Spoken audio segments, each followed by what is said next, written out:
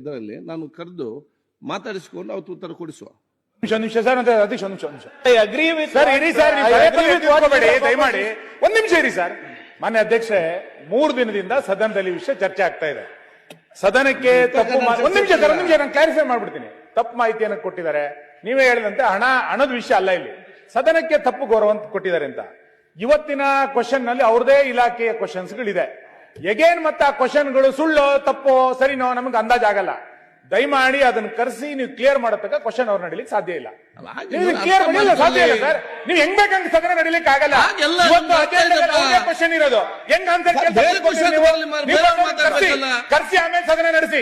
ಅವ್ರು ಕರ್ಸಿಲ್ಲ ಸದನ ನಡೀಲಿಕ್ಕೆ ಆಗಲ್ಲ. ಹೆಂಗಾಗುತ್ತೆ ಸರ್? ಸಮಸ್ಯೆ ಉಂಟು ಮಾಡೋದಲ್ಲ ಅಧ್ಯಕ್ಷರೇ, ಸಮಸ್ಯೆನ ಹೇಗೆ ಬಗೆಹರಿಸಿಕೊಂಡು ನೋಡ್ಬೇಕು. You should be a part of the solution, not part of the problem. ಅಧ್ಯಕ್ಷರೇ, ಸಮಸ್ಯೆ ಬಗೆಹರಿಸಬೇಕಂದ್ರೆ ಅಧ್ಯಕ್ಷರೇ, ಈಗ ಪ್ರಶ್ನೆಗೆ ಸರಿಯಾಗಿ ಉತ್ತರ ಕೊಡದೇ ಇದ್ರೆ ಮತ್ ಪ್ರಶ್ನೋತ್ತರ ಯಾಕೆ ಮಾಡ್ತೀರಿ? ಬಿಟ್ಬಿಡ್ರಿ, ಅವ್ರೇನ್ ಬೇಕಾಬಿಟ್ಟಿಯಾಗಿ ಉತ್ತರ ಕೊಡ್ತಾರೆ.